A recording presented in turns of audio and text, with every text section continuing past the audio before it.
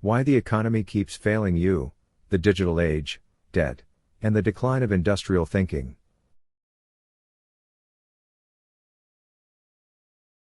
One. The disappearing middle. Once upon a time, being average was a good deal. In the 1990s, you could buy a house, a car, and take vacations without selling your soul. Then something happened, technology showed up and started picking favorites. Imagine a marathon where half the runners get bicycles, and a few get Teslas. That's modern economics. Those who leverage technology accelerate, those who don't, fall behind. So what does that actually mean? It means inequality isn't just about greed, it's about speed. The digital economy rewards leverage, not labor. Footnote. This section explains how technology replaced the balanced bell curve economy with a winner-take-all dynamic that favors digital leverage. 2. The two children of capitalism. Capitalism had twins, technology and finance. The first builds machines, the second borrows from tomorrow. Before 1970, the system ran on capital, real, saved money from the past. After 1970, it ran on finance, promises from the future. We learned how to turn forecasts into loans, spreadsheets into policies, and assumptions into currency. At first, it looked like magic. Productivity soared. But soon the trick wore off. Capital became credit, credit became consumption, and eventually, consumption became debt. So what does that actually mean? It means we stopped saving for the future and started spending it. Footnote. This section contrasts capital-based growth with finance-driven expansion, showing how forecasting and credit replaced real productivity. 3. The mirage of wealth.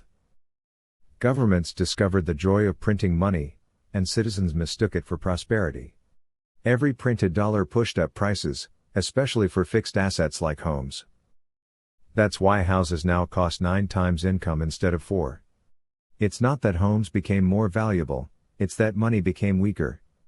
Labor lost ground, assets inflated, and people still wonder why hard work doesn't pay anymore. So what does that actually mean? Inflation quietly transfers wealth from workers to owners. Footnote.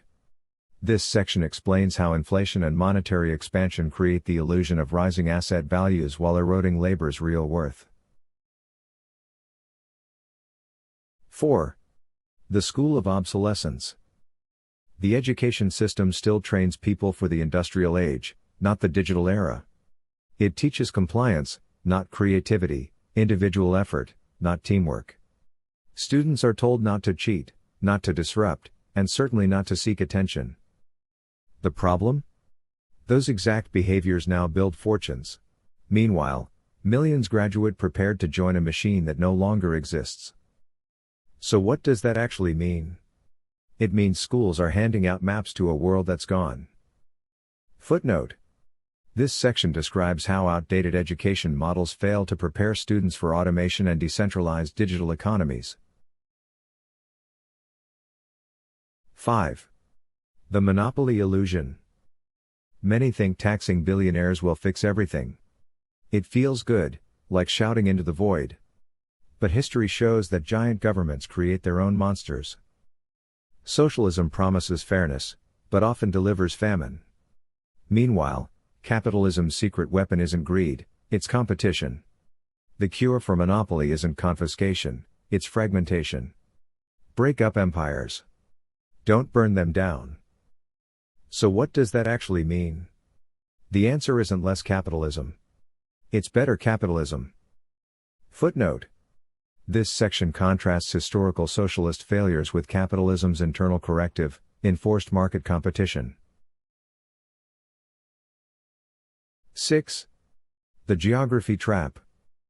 Industrial power was built on borders, factories, and geography. But the new economy ignores maps. Digital entrepreneurs live in Bali, bank in Singapore, code in Estonia, and sell in New York, all before breakfast.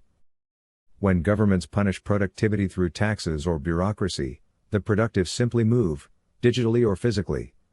You can't tax talent that logs in from anywhere.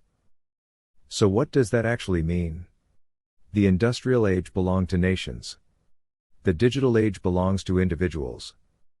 Footnote.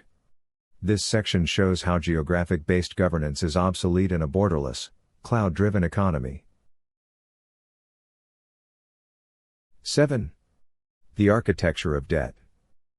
Debt once built progress. Now it builds prisons. Governments borrow endlessly, not to invest, but to survive. The interest payments alone now exceed defense budgets.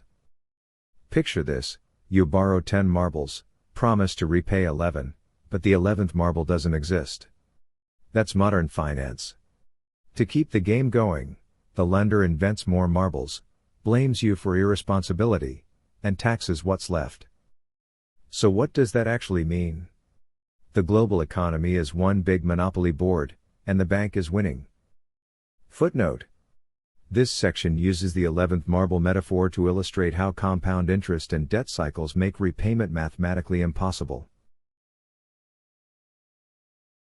8. The debt jubilee.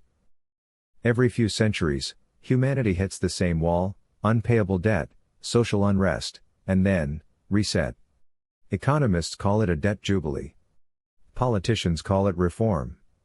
Historians call it war. Debt forgiveness usually arrives after bloodshed, not benevolence. When the system breaks, new currencies rise, old ones die, and everyone pretends it's progress. So what does that actually mean? It means every empire runs out of marbles eventually. Footnote. This section outlines how cyclical debt collapses historically lead to resets, revolutions, or wars. 9. The digital divide. Two worlds now coexist, one industrial, one digital. The industrial system runs on geography, hierarchy, and routine. The digital one runs on creativity, networks, and leverage. Those who produce intellectual property, media, data, or code are rising fast. Those tied to physical labor or old institutions are sinking. The gap isn't moral, it's mathematical. So what does that actually mean? The economy didn't betray people. It just changed lanes, and some refused to switch cars. Footnote. This section defines the economic split between physical and digital industries as a structural, not ethical, divide. 10. The way out. The future won't reward obedience. It rewards agency, the ability to adapt, learn, and act without permission. Nations that cling to geography will fade. Individuals who master technology will rise. It's not about escaping the system. It's about understanding it, then building a better one on top. The digital age isn't the end of opportunity. It's the greatest redistribution of power since the Renaissance. So what does that actually mean? The rules didn't disappear. They just moved online. Footnote. This section concludes that adaptive digital literacy, not policy reform, is the key to surviving economic transformation.